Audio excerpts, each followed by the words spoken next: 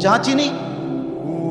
আউয়ালুকা নুতফাতুন কাদিরা, তুমি হইলা প্রথম ছিলা নাপাক দুর্গন্ধ, একবারে দুর্গন্ধময় একটা বীর্যের ফোঁটা, এত দুর্গন্ধ যেই দুর্গন্ধের কারণে তোমার মা বাপ দুইজনকে গোসল করতে হয়েছে।